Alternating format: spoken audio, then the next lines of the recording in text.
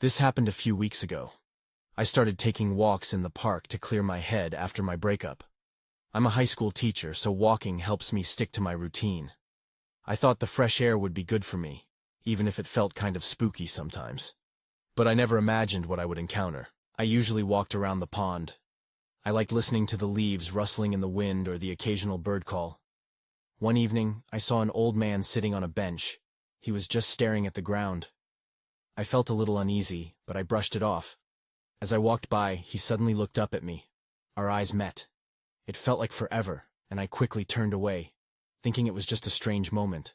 The next day, I saw him again in the same spot. This time, he was mumbling to himself.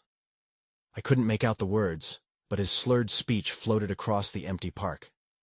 It felt strange to witness. I wondered what his life was like. Was he lost? Should I say something? I shook my head and kept walking, reminding myself that the park could be quiet sometimes. A few days later, I heard laughter coming from the playground. Curious, I walked over. A group of children was playing, their giggles echoing in the evening air. But there were no parents around. Just them. It felt wrong, like I was intruding on something private. I stood there for a moment, feeling uneasy as the children continued to laugh. Their joy felt too loud, too unguarded. Then, I noticed him. The old man was standing at the edge of the trees, watching me. My heart raced, and I walked away from the children. I felt his eyes on me, making me question what was real. I hurried along the path, trying to forget the feeling of being watched. That night, I lay in bed, trying to shake off the dread. The next evening, I passed the old man again. He whispered something under his breath. I leaned closer, but a chill shot down my spine. He looked straight at me again. I felt like he could see right through me. It left me breathless. Then I heard laughter again, faint and echoing from around the pond. But there was no one in sight. I turned to find the children, but when I looked back at the old man, he was gone. Only empty air surrounded me. A cold wave washed over me as if something had shifted in that space. I don't know what all of this meant. Why was the old man there? What about the children? I'm not sure if I imagined it or if something sinister lurked in that park. But I do know this. Something isn't right, and I haven't been able to shake it off. I still feel the weight of those encounters, wondering what really happened on those eerie evenings. I didn't plan to go back to the park so soon. The unease from the last few days was heavy on my mind. But I knew I needed to walk. My routine was the only thing grounding me after the breakup. So, I set out, determined to shake off the unsettling feelings that haunted me. As I approached the park, I noticed the sun beginning to set. The sky was painted in deep orange and purple hues, which usually calmed me. But tonight, a sense of dread settled in. I took a deep breath as I walked toward the pond. My heart was racing, and I told myself I was just being silly. When I arrived, the park was eerily quiet. I was relieved not to see the old man on the bench, but a familiar feeling of being watched crept back into my mind. I shook it off and walked along the water's edge, listening to the gentle lapping of waves and trying to focus on the beauty around me. Then I heard it again, the soft, echoing laughter of children. It came from the same direction as the playground. I hadn't seen the children in days. Was that normal? Was it too late for them to be playing? My steps hesitated as I turned toward the sound. Something compelled me to investigate. As I approached the playground, I couldn't help but feel anxious. My instincts screamed at me that I shouldn't be there. The laughter continued, bright and carefree. But the playground remained empty. I looked around, searching for any signs of adults. But the area was deserted. Suddenly, I felt a presence, like someone was standing right behind me. I spun around, and there he was. The old man stood just a few feet away, eyes fixed on me. His expression looked like a mix of sadness and desperation. I wanted to say something, but the words collapsed in my throat. Before I fully processed his presence, he pointed toward the playground. His hand trembled, a gesture that seemed urgent. I took a hesitant step closer, trying to understand what he wanted. But all I could think about were the children, those giggling voices that echoed through the trees. "Why are they laughing?" I asked, my voice barely above a whisper. The old man opened his mouth to speak, but instead a low growl issued from him. It wasn't a word. It was a sound that made my skin crawl, an instinctual warning that made my decision for me. I took a step back, my heart pounding. That's when I saw it. Out of the corner of my eye, a flash of movement darted through the trees. It was quick and shadowy, almost like a flicker of light. I turned my head to focus on it, but it vanished. My gaze shifted back to the old man, and horror washed over me. He seemed to be fading into the shadows, his form blurring against the backdrop of the night. I turned to run, my feet pounding against the gravel path. My breath quickened. I needed to get out of the park and away from whatever was happening. As I made my way back, the laughter had stopped, replaced by a heavy silence that filled the air. I didn't look back. I told myself not to. But the feeling of being watched crawled back, intensified. Once I reached the park entrance, I paused. I glanced over my shoulder, hoping to see the old man. I felt a chill at what I saw. His figure standing beneath a tree, still watching, his gaze burning into me. And then, I heard it again. The laughter. But this time, it didn't sound like children. It felt darker, almost mocking. I had no clue what I had stumbled into. I only knew I needed answers. But I also knew I couldn't return to that park alone again. I spent the next day avoiding the park. Instead, I wandered through nearby streets. But the unease clung to me like a shadow. I tried to distract myself by visiting cafes and shops. But all I could think about was the old man, the laughter, and the hollow feeling in the pit of my stomach. I couldn't shake the sense that something was terribly wrong. By evening, my curiosity had morphed into a gnawing compulsion. I knew I had to find out what was happening. I settled on going back to the park, but this time I wasn't going alone. I called my friend Jenna, who always knew how to handle my irrational fears. "Hey, can you come with me to the park?" I asked, trying to sound casual. "Is this about the weird old man again?" she replied. "You've got to stop letting him freak you out. Just come, okay? I need someone with me." She agreed to meet me in an hour, and I felt a tiny glimmer of relief. When I arrived at the park, the sun was setting, casting elongated shadows on the ground. Each step felt more weighted than the last, as if the air was thick with secrets. I waited for Jenna just outside the entrance, my heart racing. As soon as I saw her coming, I waved and walked briskly to meet her. "Thanks for coming," I said, relieved. "Whatever's going on, we'll figure it out together," she said, smiling. But as we entered the park, I noticed her smile waver, and I knew she felt the tension too. For the first time, we headed directly toward the playground. The eerie silence filled the air. Yet again, there was no indication of life. I told her about the laughter I had heard, and as I spoke, I felt the weight of the shadows getting heavier around us. "Maybe we should just leave," Jenna suggested after we scanned the empty swings and slides. "I mean, who plays in the dark anyway?" "Just wait," I insisted. "I need to understand what's going on." We stepped further in, the dusk creeping around us like a blanket. That's when I heard it. The laughter again. It floated through the air like a haunting melody. My skin prickled. Jenna must have heard it too because she turned to me, her face pale. "Is this a joke? Because it's really not funny," she said, anxiety creeping into her tone.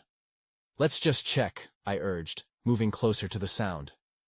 We approached a cluster of trees beyond the playground, where the laughter grew louder and more unnerving. It teetered on the edge of amusement and something darker. "Maybe we should just go back," Jenna started, but before she could finish, the laughter suddenly stopped. A heavy silence fell, and I felt the temperature drop. It was as if the air had thickened. "That's strange," I murmured. Then, out of the corner of my eye, I caught sight of movement. I turned my head just in time to see a shadow dart behind a tree. My heart raced, and before I could say anything, Jenna grabbed my arm. "Do you see that?" she whispered, her voice tinged with fear. Suddenly the bushes rustled violently as though something was scurrying through them. I gulped, frozen in place. Right then, I remembered the old man's warning. We hadn't heeded his urgency. "Let's get out of here," Jenna exclaimed, tugging me back. We both turned, but before we could run, a figure stepped into view. It was small, almost childlike. The silhouette flickered in and out of clarity, almost like a glitch in reality. I finally felt the weight of dread settle heavily in my chest. What are you? I stammered, stepping back. As I did, the figure tilted its head, a chilling grin spreading across its face. Then everything went dark. I gasped, my breath hitching in my throat. For a moment I stood there, aware of nothing but the pinpricks of fear crawling across my skin. Then the darkness sharpened, and I blinked hard, trying to pull myself together. My surroundings shifted, and I could make out the outline of Jenna next to me, her silhouette barely visible against the fading light. "Did it just go dark?" she asked, her voice shaking. "I think so," I replied, feeling disoriented. I fumbled for my phone, desperate for some light. The screen flickered to life, casting a weak glow around us. The figure was gone, but the air felt charged, as if it had been holding its breath. I scanned the area, but nothing moved. "We should go," I whispered, gripping Jenna's arm tighter. "Right behind you," she said, her eyes darting around us. We stepped cautiously back toward the path we had come from. But just as we turned, someone, or something, shuffled in the distance. It was a faint sound, like the rustling of leaves in a breeze, but it was too rhythmic, too deliberate. I paused, my body tensing as I listened. "It can't be just the wind," Jenna said, pressing closer to me. "Let's hurry." I nodded, and we moved faster now, feet pounding against the ground. But the rustling followed, matching our pace. Panic surged through me. Whatever was out there was keeping up with us. I glanced over my shoulder, but all I saw were the shadows closing in as we rushed toward the exit. Suddenly the laughter returned, echoing through the park like a broken record. It was different this time, louder, more childlike, and undeniably sinister. I wanted to scream, to run, but my legs felt like they were sinking into the ground. "Run!" Jenna shouted, her voice snapping me back to reality. We bolted for the gate, lungs burning and hearts racing. The laughter swelled behind us, teasing and taunting. As we burst into the open air beyond the gate, I didn't stop. I sprinted down the sidewalk, not looking back. Jenna stayed with me, but I could hear her breaths quickening. A sudden thought struck me just as we reached the streetlights. "Do you think it's gone?" I panted, glancing around. "I don't know," she replied, shaking. "But I'm not sticking around to find out." I forced myself to slow down, hand against a lamppost for support. "What was that thing?" "I don't know," Jenna said, her voice steadying. "But I think we need to find that old man. He might know something." "Yeah, the one who warned us." I trailed off, the weight of my fear wrapping around me again. "Where do we even find him?" "Maybe he lives nearby," Jenna suggested. "We have to try." We took a moment to gather ourselves, then headed down the street, scanning for any sign of the old man. Suddenly, dread twisted my stomach again as I realized the laughter had stopped. The silence felt too still, too heavy for comfort. That's when I heard it, a voice whispering from an alley. I turned to Jenna, and her face was a blank canvas of terror. The whisper was faint, but unmistakable. I felt compelled to move closer. "We can't ignore it." Jenna hesitated, eyes wide. "What if it's a trap? Then we'll have to be smart about this." With each step toward the darkness of the alley, the whisper grew louder. "Don't go. Don't go," it said, sending a shiver down my spine. As I stood at the entrance, the shadows danced menacingly, but I couldn't stop. Something was pulling me in, like the gravity of some dark truth I had to uncover. "Stay close," I whispered. And as I moved forward, I couldn't shake the feeling that I was about to step into something much bigger than just a night at the park. I took a deep breath, pushing aside my instincts screaming at me to turn back. Jenna was right behind me, her presence a small comfort in the ominous darkness of the alley. The whispers grew clearer. "Stay away. Stay away," it insisted, wrapping around my thoughts like smoke. "What do we do?" Jenna whispered, her voice trembling. "We listen. For now." I was uncertain, but curiosity outweighed my fear. I stepped into the shadows, each footfall echoing against the damp, graffiti-covered walls. The air was thick, like a fog that clung to my skin. Suddenly, I noticed something on the ground near the alley's entrance. A small, crumpled piece of paper. It was battered and worn, like it had been there for ages. I crouched down to grab it. "Look," I said, holding it up, letting the faint light from my phone reveal the ink. "What does it say?" Jenna asked, peering over my shoulder. I squinted, trying to decipher the words. "It looks like a poem or something. In darkness, find your light. Fear is the door. Truth is the fight." What does that even mean? Jenna frowned, her expression deepening into confusion. "That doesn't make sense. Why is it here?" "Maybe it's a clue?" I felt a small thrill at the idea. A clue could lead us to answers. Or at least a way out of this nightmare. Just then, a shuddering breath echoed from deep inside the alley. My stomach dropped. "Did you hear that?" I asked, my voice barely a whisper. Jenna nodded, eyes wide. "Yeah, I did."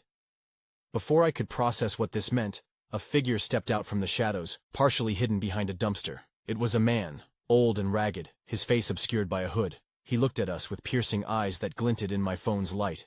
"Why are you here?" he rasped, his voice like gravel. "You should not be here." "Please, we're looking for someone," I said, trying to keep my composure.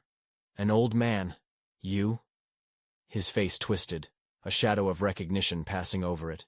"You were warned, yet you came. It's not safe." "What do you mean?" Jenna interjected, her voice stronger now.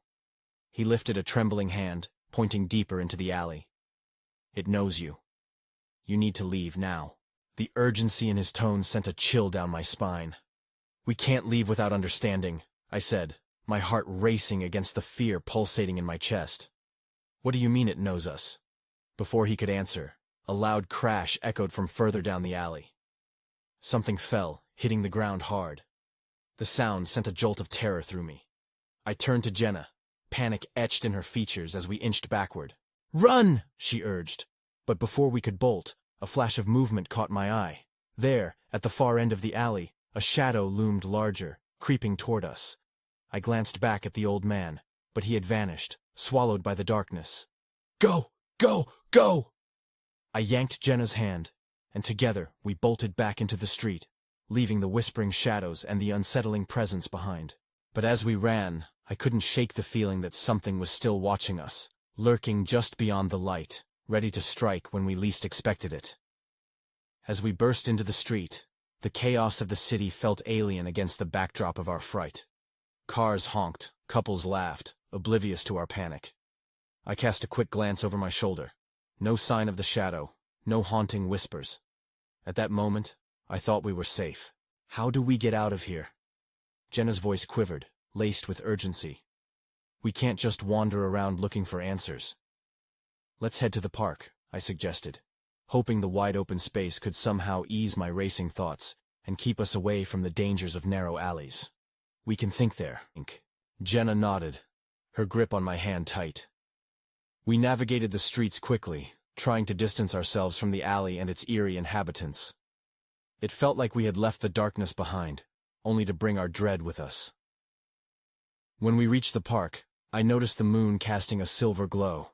The swings creaked in the wind, and the trees whispered softly. It would have been serene, if not for the knot in my stomach. "What was that back there?" Jenna asked, her breath still heavy. "I don't know," I replied. "The old man, he warned us about something knowing us." Jenna shuddered. "Do you think it was a joke? Just a crazy guy?" Before I could respond, a rustling sound drew our attention. A figure emerged from the shadows, hesitating at the edge of the moonlight. My heart raced. "Who's there?" I shouted, the bravado in my voice shaking. Jenna squeezed my hand, fear plastered on her face. The figure stepped closer. I was about to bolt again, but then I recognized him. It was the old man from the alley. He appeared more fragile under the park's light, his eyes still glistening with that piercing intensity. "You shouldn't be here," he said again, a sense of urgency in his tone. "It's worse than I thought." "Worse than what?" I demanded, my frustration bubbling up amid my fear. "What's happening?" The truth is buried beneath your feet, in this park, he explained, pointing to the ground. You have to understand before it finds you. Finds us? What are you talking about? My voice cracked. I could feel the panic rising again. I noticed something unusual on the ground where he pointed. It shimmered faintly in the moonlight. Crouching down, I brushed away some leaves. My breath caught. It was a locket, intricate and dusty. It felt heavy in my hand, as if it held secrets. Jenna leaned closer, her expression shifting from fear to intrigue. Where did this come from? The old man stepped forward, his hands shaking as he reached out for the locket. That belongs to someone important. You must listen. But before he could finish, a low growl echoed from the trees, slicing through the calm night. My heart dropped again, every instinct screaming at us to run.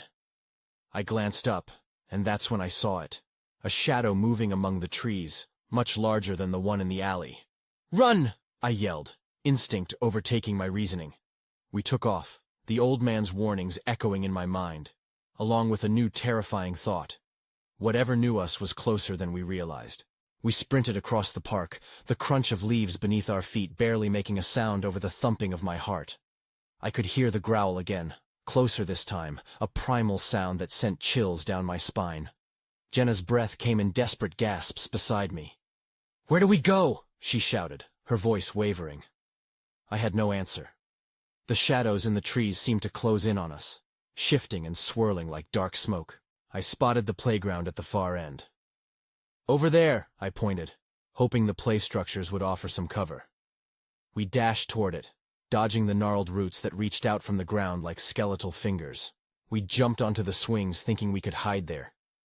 The old man's words echoed in my mind. The truth is buried beneath your feet. It felt absurd, but my panic pushed me to look at the ground underneath us. I began to dig, shoving dirt and leaves aside with my hands, Jenna watching nervously. Stop! What are you doing? She hissed, glancing back toward the shadows.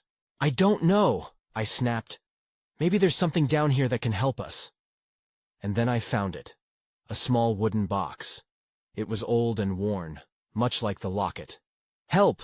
Jenna urged, her eyes darting nervously. We need to get out of here. I pulled the box from the ground and opened it. Inside were small trinkets, a faded photograph, a rusted key, and what looked like a tiny figurine.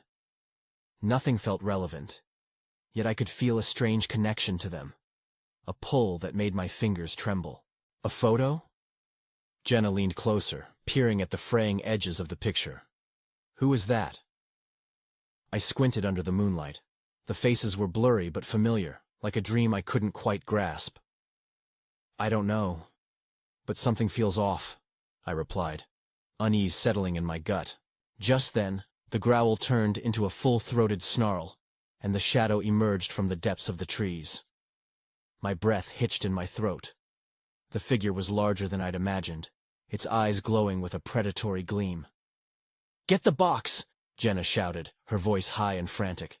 We stumbled to our feet, clutching the items tightly, not knowing what power they held, but sensing they might be our only chance. We sprinted toward the park entrance, the creature following close behind, its heavy footsteps echoing in the stillness.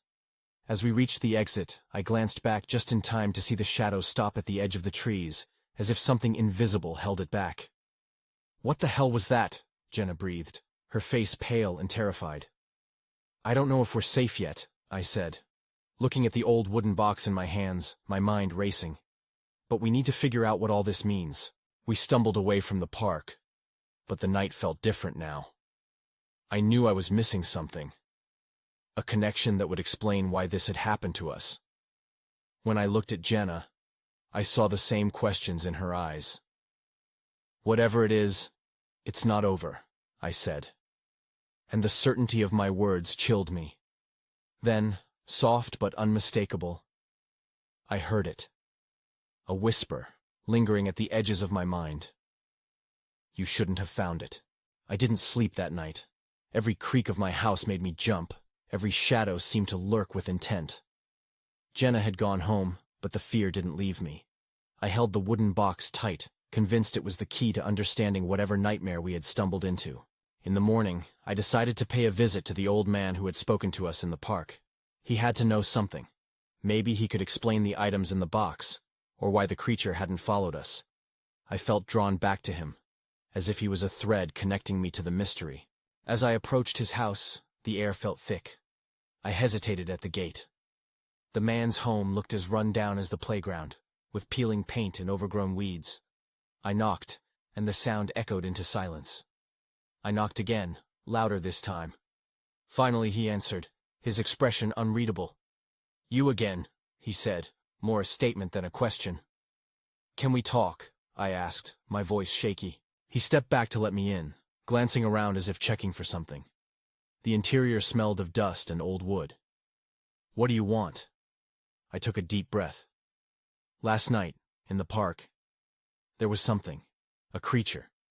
And I found this," I said, pulling out the box and setting it on his table. His eyes widened as he examined the contents. "You should not have unearthed those," he muttered. "Why? What do they mean?" I pressed. "What was that thing?" He sighed, rubbing his temples as though trying to drive away a headache. "Those items belong to the ones who came before. They're tied to an ancient curse. The locket you found, their owner was lost to darkness." I felt a chill run through me. "So if the locket was lost, does that mean we're in danger?" "More than you realize," he murmured.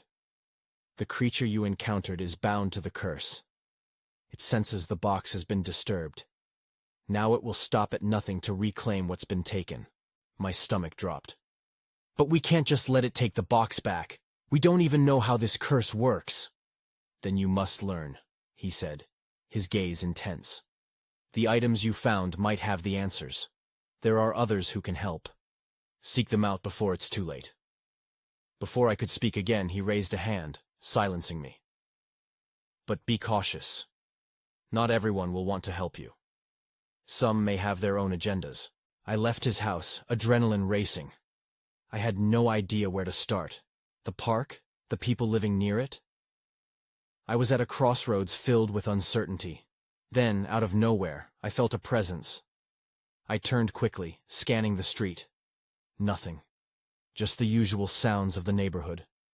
But the hair on my neck stood up.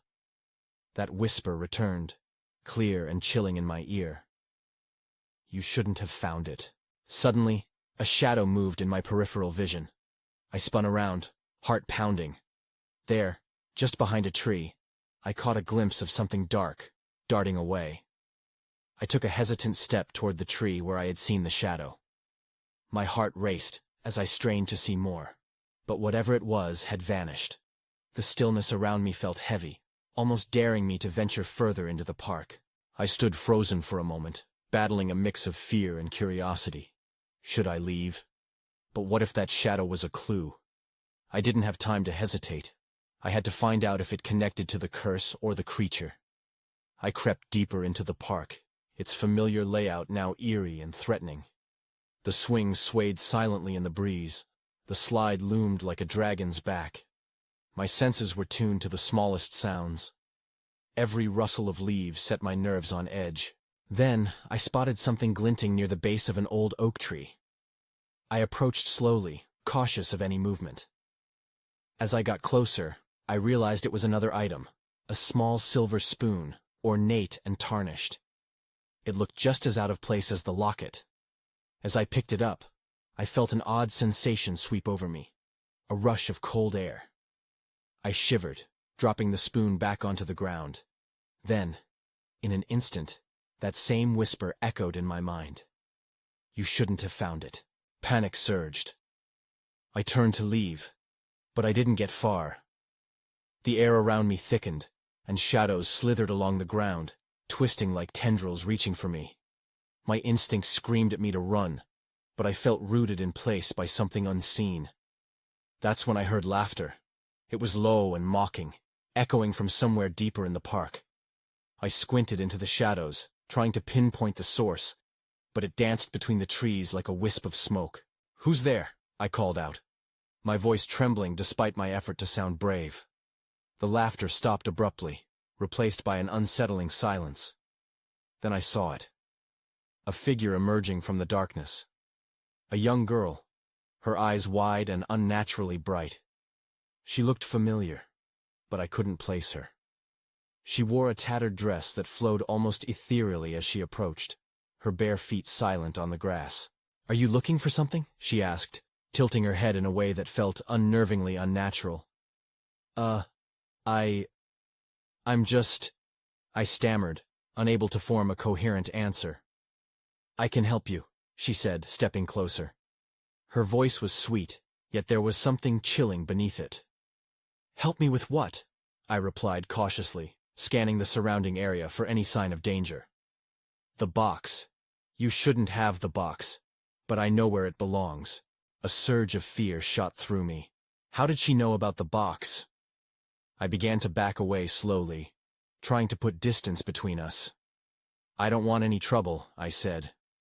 But she followed me, her expression twisting into something darker.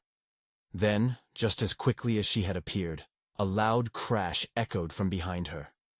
I turned to see a tall shadow looming at the edge of the trees, its eyes reflecting the fading light like two burning coals. My heart sank. I couldn't let it take me. I bolted, racing away from both the girl and the looming darkness. I had no idea what lay ahead, but I knew I couldn't stop now. The park had secrets, and I was determined to uncover them before it was too late. Then everything went dark. I don't know how long I was lost in that darkness. Time felt irrelevant. Moments stretched into lifetimes as names and faces flickered through my mind like fireflies in the night. I could hear distant echoes, a mix of laughter that sent shivers coursing down my spine and whispers that slinked into my thoughts. Finally, with a sharp gasp, I found myself back in the park, disoriented and alone. The moon hung high overhead, casting a serene silver light across the familiar trees and pathways.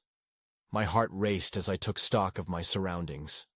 It felt almost peaceful, the eeriness of moments before fading away, leaving only the faint sound of water lapping at the pond. Even as I breathed a sigh of relief, I also felt an unsettling knot in my stomach, a warning that something wasn't right.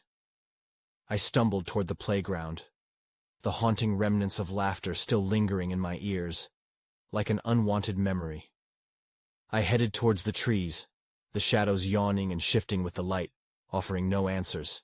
And then, I saw him. The old man was sitting on the same bench, staring into the distance.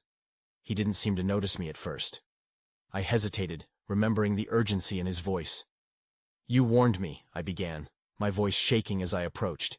"You need to help me understand." His gaze shifted to mine, carrying a weight of sadness.